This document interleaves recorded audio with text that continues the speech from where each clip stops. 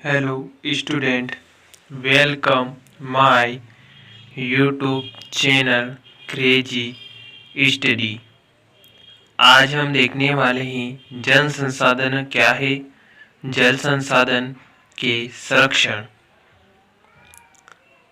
जल संसाधन प्रकृति ने मानव को अनेक बहुमूल्य संसाधन दिए ही, जैसे भूमि, जल, खनिज, तेल, सोना, हीरे आदि। परंतु इनमें सबसे अधिक महत्वपूर्ण जल वास्तव में एक अमूल्य संसाधन है, जिसके बिना जीवन संभव नहीं है। जल के बिना अनेक जैविक क्रियाएं संभव नहीं होती है। जल उपलब्ध न होने पर प्राणियों या पादप जीवित नहीं रह पाते हैं। जल पृथ्वी पर पाए जाने वाला बहुमूल्य प्राकृतिक संसाधन है, जो प्रकृति की रचना में सहभागी होकर संपूर्ण जीवमंडल को आधार प्रदान करता है। जल प्रकृति में विभिन्न स्थान जैसे झील, तालाब, समुद्र, कुएं, नदियां, पेड़ पौधे में विभिन्न रूपों में वितरित है तथा सदैव गतिशील रहता है। प्रकृति में किसी स्थान पर इनकी स्थिरता भिन्न भिन्न रहती है। इनका स्वरूप तथा आकार भिन्न परिवर्तनशील है। यह कह जलवाष्प में तथा वही हिम तथा द्रव्य के रूप में पाया जाता है। जलवायु एवं स्थिति के अनुसार यह स्वरूप निर्धारित होता है तथा इनके स्वरूप परिवर्तन में सूर्य से प्राप्त ऊष्मा की प्रमुख भूमिका होती है। स्थलमंडल, जलमंडल तथा वायुमंडल में विद्यमान जल विभिन्न अवस्थाओं को द्रव गैस में अपनी भौगोलिक स्थिति बदलता रहता है।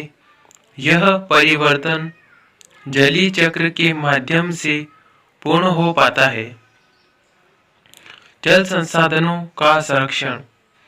जल संरक्षण के लिए किए गए वैज्ञानिक उपायों को पर्यावरण और पारिस्थितिक की तत्कालिक आवश्यकताओं को ध्यान में रखकर लागू करना चाहिए। आज सार्वभौमिक संतुलन कायम करने वाले उपाय तथा जल संरक्षण के लिए है। पहला है परंपरागत को और तालाबों पर ध्यान देना पहली वाली प्राथमिकता होनी चाहिए। कुआं और तालाबों के आंतरिक जल संरक्षण के अन्य उपाय, जिससे नर्मदा घाटी की हवेली, महाराष्ट्र का बंधारा, तमिलनाडु की ऐसी योजनाएं द्वारा जल संरक्षण किया जाना चाहिए। दूसरा है देश को और तालाबों की मात्रा पर्याप्त नहीं है, इसलिए संभव स्थानों पर नए सिरे से तालाब, चेकडैम, हुए आदि बनाने का कार्य प्रारंभ एकत्र पर किया जाना चाहिए। यही नहीं, उनकी समुचित रखरखाव का भी होना चाहिए तथा मेड़बंदी भी करना चाहिए। तीसरा है भूगर्भ जल के रूप में जल संरक्षण के लिए यह आवश्यक है कि चौड़ी पट्टी वाले पेड़ों तथा अन्य हरियाली वाले पेड़ों को लगाया जाए, क्योंकि हरियाली विहीन भूमि पर वर्षा का पानी नहीं टिक पाता है, बल्कि वर्षा के कारण उपजाऊ मिट्टी बह जाती है। चौथा है, जल संरक्षण के लिए फसल चक्र का प्रयोग होना चाहिए। किसी विशेष क्षेत्र में वही फसल बोई जाए जिसके लिए उसे क्षेत्र में जल उपलब्ध है। आज ट्यूबवेलों के द्वारा आंतरिक भूजल की सिंचाई के कारण कृषि क्षेत्रों में लाभ कमाने की दृष्टि से अंधाधुंध फसलें बोई जा रही है। शुरू में तो यह इसके लाभ होते हैं, परंतु बाद में जल संकट उत्पन्न होता है।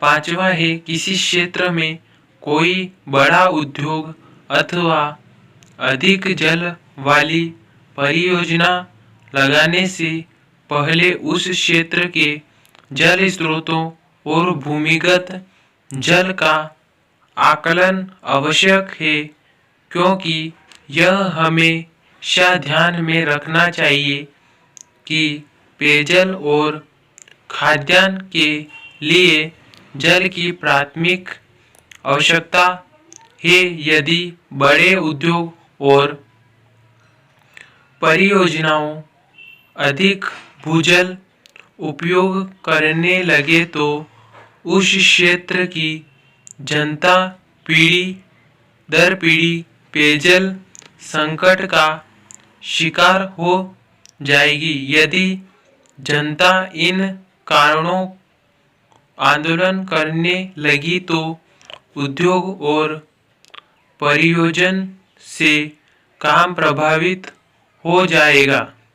छठा है, भूजल का आकलन और उनके समुचित उपयोग में सावधानी बरतनी चाहिए।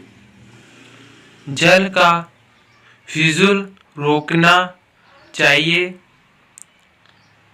वर्षा जल का उपयोग भूजल के बड़े पैमाने पर हास्य होना एक बहुत ही गंभीर समस्या है और इसे तुरंत हल करने के उपाय करने की आवश्यकता है। ग्रामीण क्षेत्रों में सिंचाई के लिए या नगरीय क्षेत्रों में घरेलू उपयोग तथा उद्योगों के लिए प्राय जल की कमी रहती है। इन समस्याओं को हल करने का एक सुगम उपाय है विशेषताएं नागरिक क्षेत्रों में छत पर प्राप्त वर्षा जल का उपयोग। अगर हमारा वीडियो अच्छा लगा हो तो हमारे वीडियो को लाइक, शेयर एंड सब्सक्राइब करें और कमेंट करें कि और कौन सी टॉपिक पर वीडियो बनाई जाए।